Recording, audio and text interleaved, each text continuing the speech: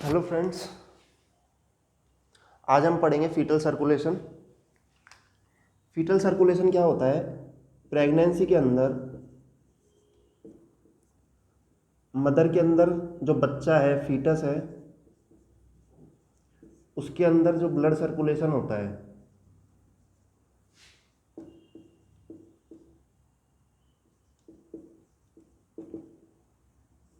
वो किस तरीके से होता है उसको हम पढ़ेंगे आज फीटल सर्कुलेशन के अंदर। इसके अंदर क्या क्या होता है? प्रेगनेंसी के अंदर मदर के अंदर जो बच्चा है, ये मदर के अंदर से जो प्लेसेंटल आर्टरी आ रही है वो है, ये है हमारा प्लेसेंटा, ये है इंट्राविनस स्पेस।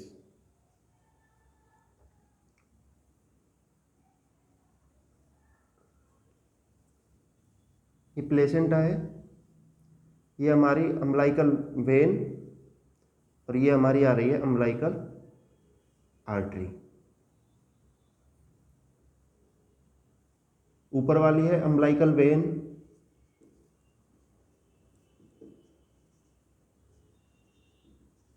और ये दोनों है अम्लाइकल आर्टरी। ये हो गई अम्लाइकल आर्टरी,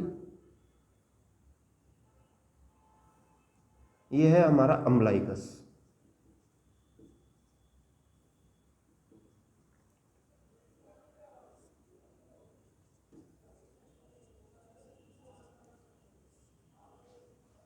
इसके बाद में क्या होता है?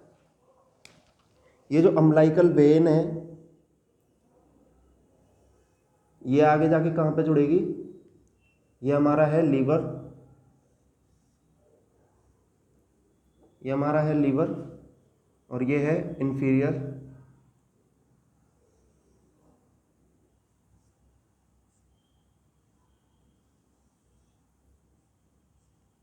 ये हो गई हमारी इंफीरियर वेना केवा।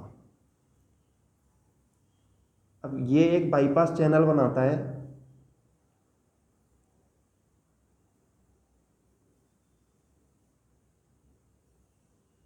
ये यहाँ से direct blood inferior vena cava के अंदर डालेगा। ये एक बाईपास चैनल बनाता है, ये वाला, इसको हम बोलते हैं डक्टस वेनोसस।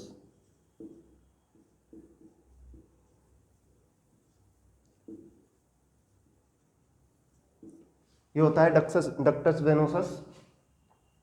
इसके बाद में जो ये ब्लड आ रहा है अम्लाइकल वेन के थ्रू, अम्लाइकल वेन से ये ब्लड जाएगा इंफीरियर वेना केवा में बाईपास चैनल के थ्रू, डक्टस वेनोसस के थ्रू। कुछ मात्रा में ब्लड जाता है लिवर के अंदर, हिपैटिक आर्टरी में, हिपैटिक वेन में, सॉरी, हिपैटिक वेन से फिर ये आगे जाके फिर वापस से बचा हुआ जो ब्लड है वो वापस से इंफीरियर वेना केवा में आके मिक्स हो जाएगा। ये इंफीरियर वेना केवा आगे जाके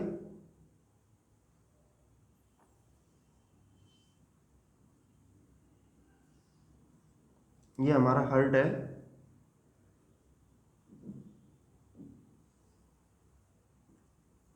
right atrium, right ventricle, left atrium, left ventricle. ये इंफीरियर वेना केवा से ब्लड आके कहाँ गिरेगा? राइट एट्रियम में। राइट एट्रियम में ये ब्लड आया है, राइट एट्रियम में ब्लड आएगा, पूरा ब्लड यहाँ पे आएगा। यहाँ पे एक चैनल और होता है, बाईपास चैनल होता है, जिसको हम बोलते हैं फोरामेन ओवेल।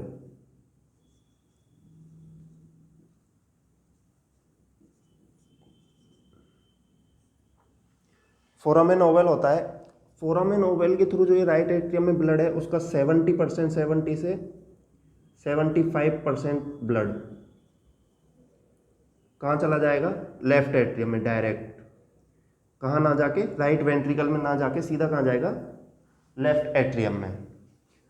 अब राइट वेंट्रिकल से एक आर्टरी निकलती है,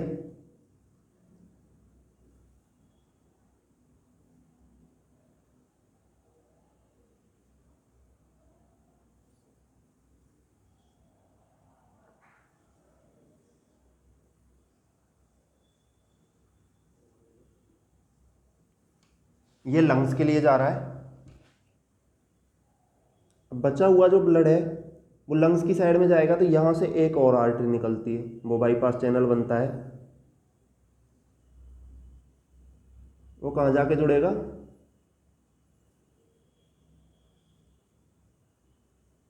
अयोटा में। अयोटा कहाँ से निकल रहा है?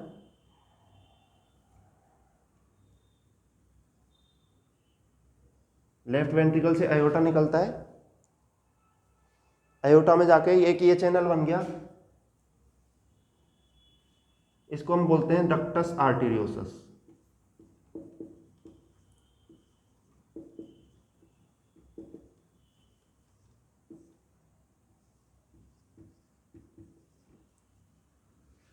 ये कहाँ बनेगा? पल्मोनरी आर्टरी एंड अयोटा के बीच में कौन सा चैनल बनेगा? Ductus arteriosus. इससे क्या होता है, 70 से 75% ब्लड तो पहले ही लेफ्ट एट्रियम में जा चुका है। जो बचा हुआ ब्लड राइट वेंट्रिकल में आएगा, वो वाला ब्लड कहाँ जाएगा? लंग्स की साइड में जाएगा, पल्मोनरी आर्टरी के थ्रू। लंग्स मैच्योर नहीं है तो ब्लड की जरूरत है नहीं, इसके पास में, लंग्स के पास में उतना ही जाएगा। 1% ब्लड जाता है इसके पास में, जितना इसकी टिश्यू को जरूरत होती है। ये गया, इधर ब्लड जाएगा, तो ये बाईपास चैनल के थ्रू डायरेक्ट फिर कहाँ मिक्स हो जाएगा? अयोटा में। अयोटा आगे जाके एब्डोमिनल अयोटा, ये आगे जाके डिवाइड हो जाता है इलियक आर्टरी में, right iliac artery and left iliac artery. Left iliac artery,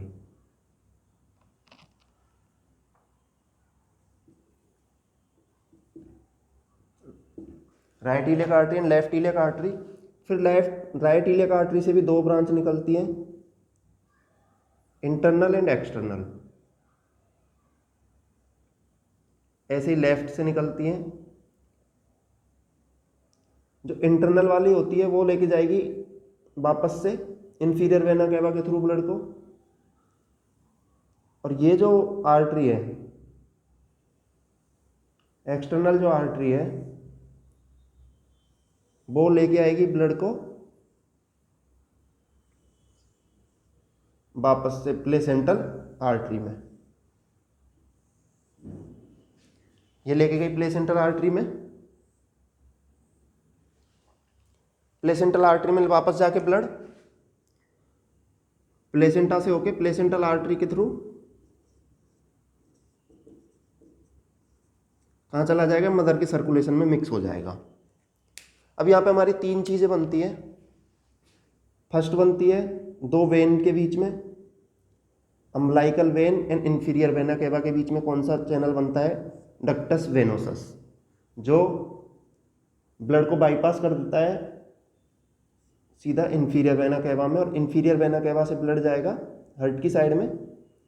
ये आ गया राइट एट्रियम में। राइट एट्रियम से 70 से 75% ब्लड फोरामेन ओवल के थ्रू लेफ्ट एट्रियम में आ जाएगा। बाकी का जो ब्लड है वो जाएगा लंग्स की साइड में। लंग्स की साइड से ब्लड डक्टस आर्टेरियोसस के थ्रू, एक बाईपास चैनल ये बनता है यहाँ पे, इसके थ्रू कहाँ चला जाएगा? अयोटा में। अयोटा से फिर वापस से जो सर्कुलेशन वो है इसमें चला जाएगा।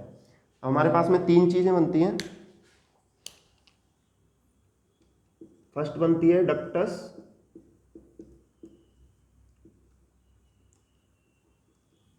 वेनोसस, सेकंड बनती है फोरामेन ओवेल, और तीसरी चीज क्या बनती है? डक्टस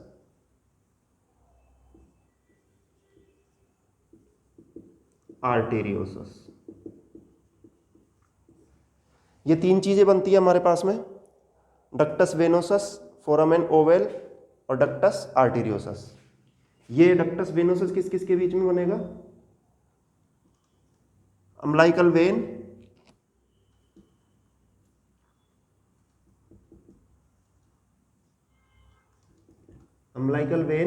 और किसके बीच में?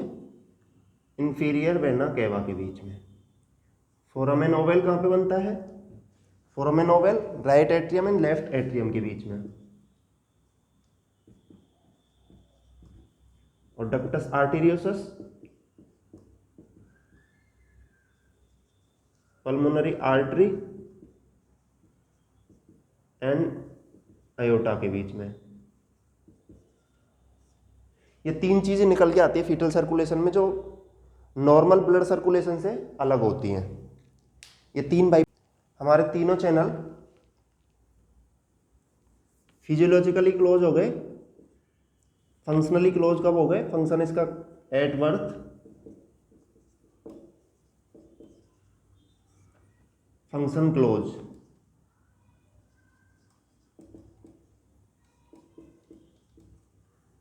फंक्शन कब क्लोज हो गए? At birth.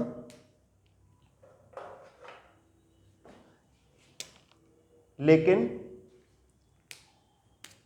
At birth function close हो गए, लेकिन एनाटॉमिकली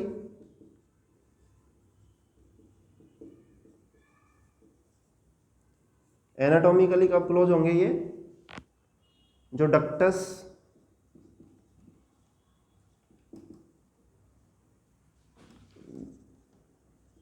डक्टस वेनोसस है वो कब क्लोज होगा? 1 से 3 दिन आफ्टर बर्थ। और जो इसका रेमिनेंट बचता है,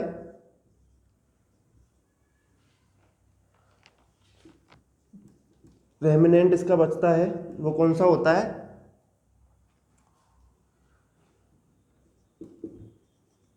लिगामेंटम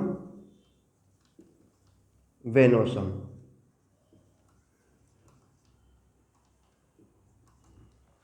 रेमिनेंट इसका कौन सा बचता है? लिगामेंटम वेनोसम।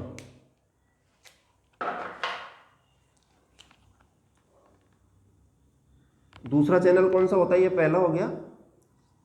दूसरा कौन सा है?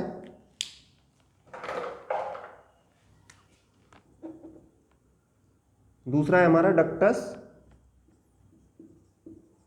आर्टेरियोसस।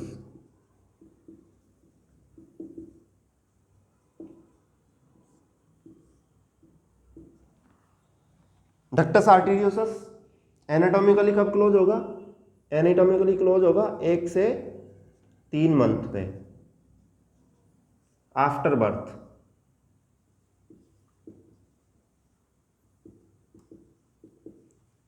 आफ्टर बर्थ जो इसका रेमिनेंट बचता है वो क्या होता है? लिगामेंटम आर्टेरियोसम।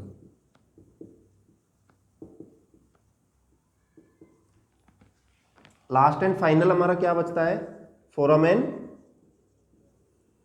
ओवेल। फोरामेन ओवेल है। फोरामेन ओवेल कब क्लोज होगा? एनाटॉमिकली ये सबसे लेट क्लोज होता है। एनाटॉमिकली कब क्लोज होगा? 1 year after birth. After birth. और इसका जो रेमिनेंट बचता है उसको हम बोलते हैं फोसा ओवेलिस।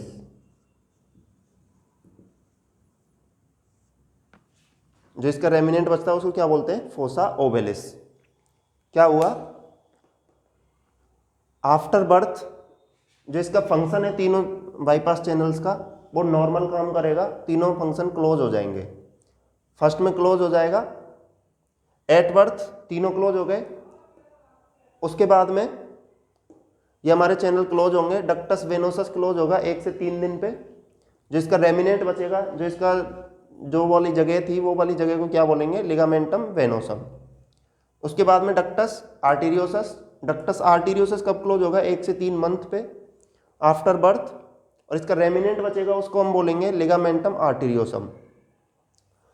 और फोरामेन ओवेल जो है वो सबसे लेट क्लोज होता है एनाटॉमिकली। फंक्शन इसका एट बर्थ ही क्लोज हो जाएगा। इसको हम बोलते हैं फोसा ओवेलिस।